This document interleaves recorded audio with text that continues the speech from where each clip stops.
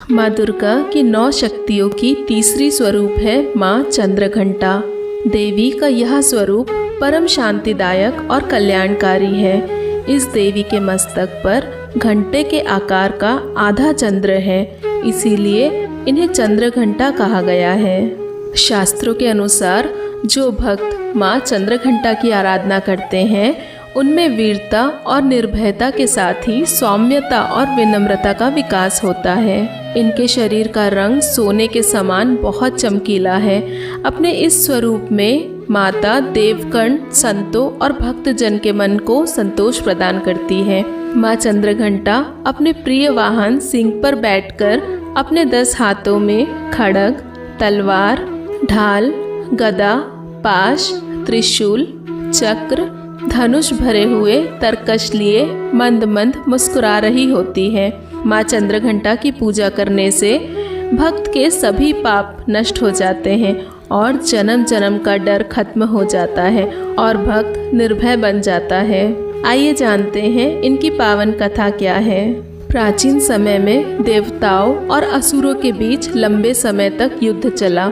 असुरों का स्वामी महिषासुर था और देवताओं के स्वामी इंद्र थे।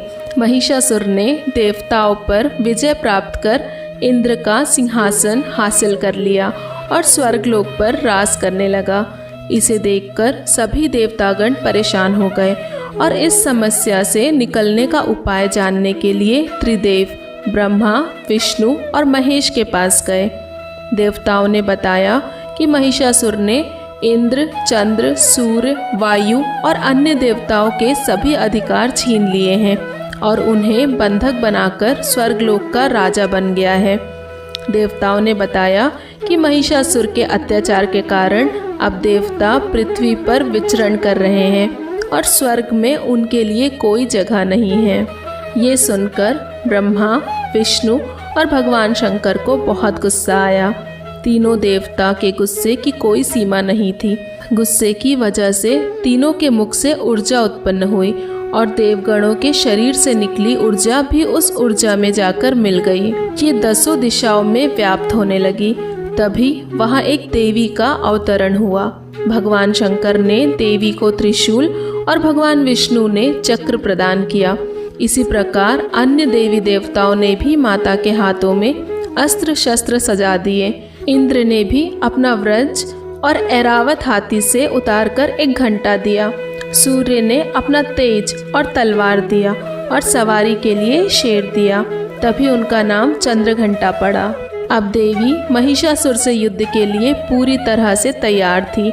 उनका विशालकाय रूप देखकर महिषासुर ये समझ गया कि अब उसका काल आ गया है। महिषासुर ने अपनी सेना को देवी पर हमला करने को कहा। अन्य दैत्य और दानवों के दल भी युद्ध में कूद पड़े, लेकिन देवी ने एक ही झटके में दानवों का संहार कर दिया।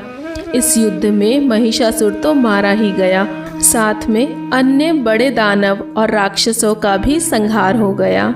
इस तरह माँ ने सभी देवताओं को असुरों से मुक्ति दिलाई। तो ये थी माता चंद्रघंटा से जुड़ी कहानी।